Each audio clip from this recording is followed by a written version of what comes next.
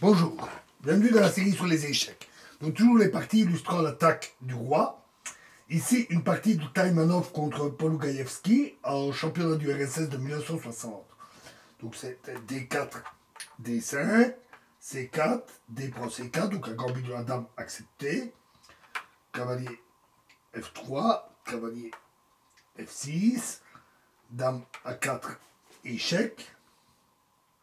Cavalier D7, un coup un peu inhabituel, probablement pas très bon. Cavalier C3, E6, E4, C5, D5, un très bon coup. E prend D5,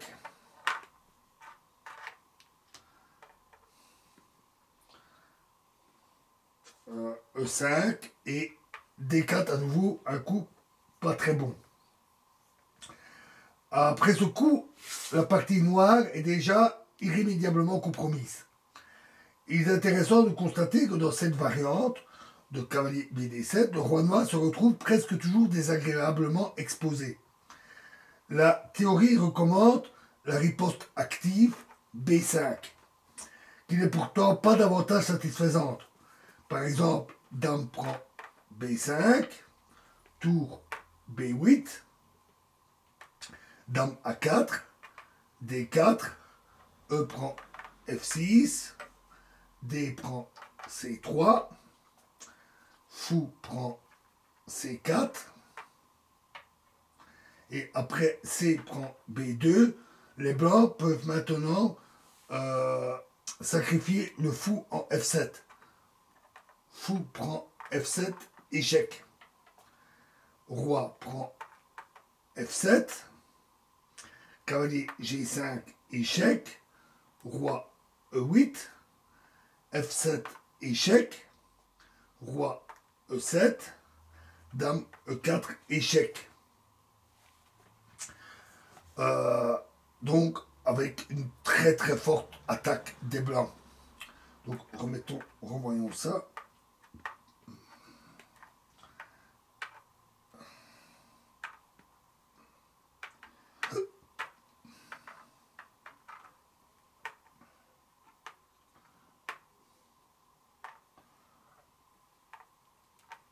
Donc après, D4, D5, C4, D prend C4, cavalier F3, cavalier F6, dame A4, cavalier D7, cavalier C3, E6, E4, C5, D5, E prend D5, E5. Donc la théorie, après B5, A, dame prend B5, tour B8, dame A4, D4, E prend F6, D prend C3, fou prend C4. Donc au lieu de prendre le pion, la théorie recommande plutôt tour B4. Mais les blancs obtiennent aussi un très bon avantage. Après dame D1, un très bon coup. Par exemple sur dame prend F6. Si G prend F6, évidemment, alors B3. Donc, dame prend F6. Fou G5. Dame D6. Dame E2, échec. Fou E7. Tour D1. C prend B2, qui évidemment, en cas de prise de la dame, il en refait une autre immédiatement. Et roc. Ou encore, mettons tout ça rapidement. Une autre variante possible.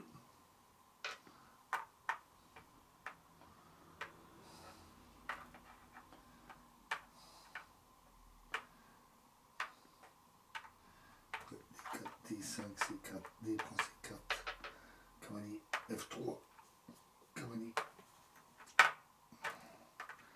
cavalier F6, dame A4, cavalier E7, cavalier C3, E6, E4, C5, D5, E prend E5,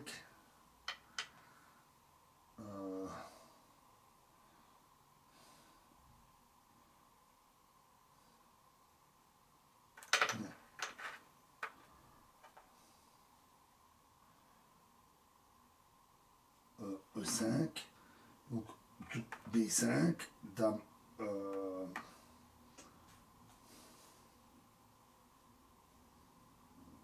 dame prend B5, tour B8, dame A4, D4, E prend F6, D prend C3,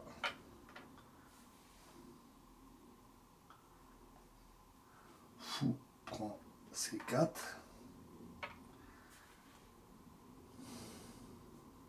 donc meilleur, donc tour P4,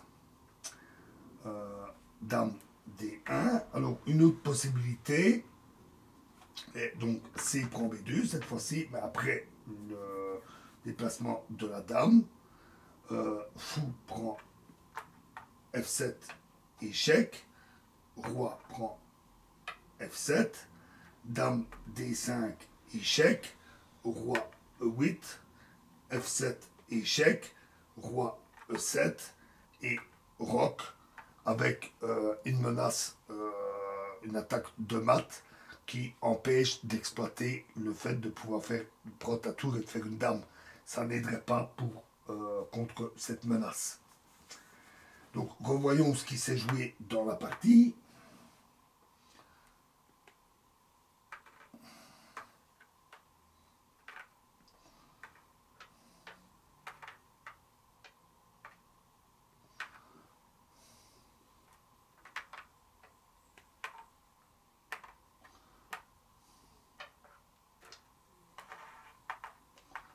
Donc après B4, C4, cavalier F3, cavalier F6, dame A4, cavalier D7, cavalier C3, E6, E6, E4, C5, D5, E prend D5, E5 et D4. Donc là, fou prend C4, D prend C3, E prend F6 et dame prend F6. Alors, dans une autre partie que je ne vais pas reproduire ici, les noirs ont essayé G prend F6, qui donne une partie assez proche du thème que l'on explore ici, mais qui s'est terminée aussi par la victoire des Blancs. Donc on va pas voir ça en détail. Fou G5 et dame C6. Alors ça, c'est une nouveauté. On jouait avant plutôt dame F5, ce qui n'est pas satisfaisant à cause du roc. Fou D6, tour E1 échec, roi F8, B prend C3, cavalier F6, tour D1. Et les noirs sont complètement déroqués. Et pour un pion, un seul pion sacrifié, les blancs ont de splendides chances d'attaque. Donc, remettons ça.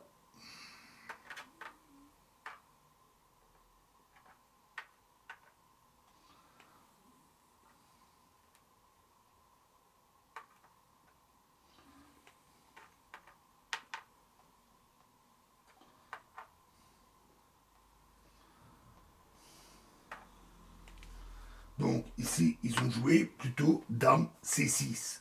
Mais alors, grand roc, un très bon coup.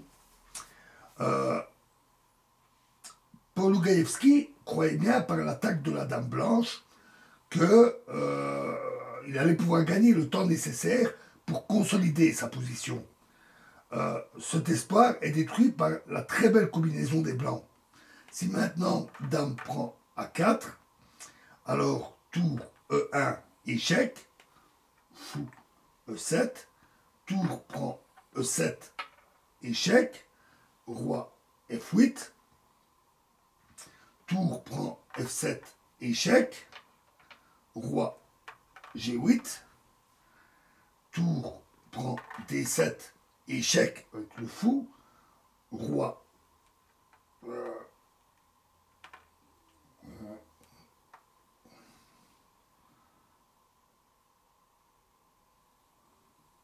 roi F8,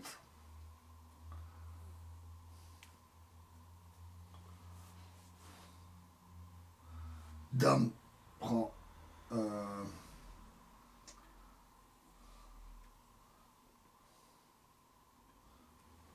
pardon, roi prend, dame prend C4 évidemment, tour D8, échec, roi F7, cavalier E5, échec, la dame noire tombe et les blancs gagnent.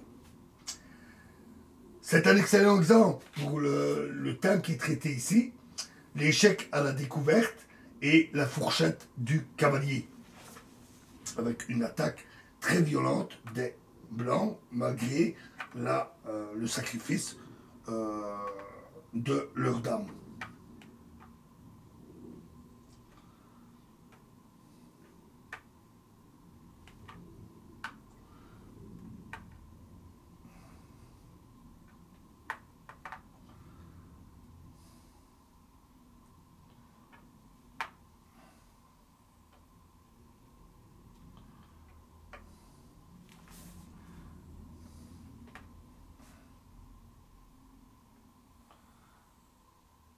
Hop, je regarde si je n'oublie rien. Ok, donc ils ont joué le grand roc.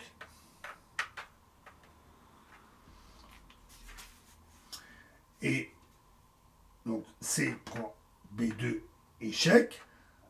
Roi prend B2. La position du roi blanc elle-même est exposée. Mais les noirs ont un gros retard de développement. Ce qui fait qu'ils ne sont pas en mesure de tirer parti de la situation précaire du roi. Contrairement aux blancs qui sont très bien développés et ils menacent directement le roi noir. Fou E7, tour E1, très bon coup. F6, fou B5, dame B6 et roi C1. Ce coup a l'avantage de déclouer le fou B5 et il renforce ainsi la pression sur le roi noir. Le clouage des pièces noires, le cavalier et le fou, est vraiment décisif. F prend G5, fou prend D7, échec, roi F8, tour prend E7, un coup qui peut sembler étonnant, ce qui élimine la dernière figure qui protège le roi noir. Roi prend E7,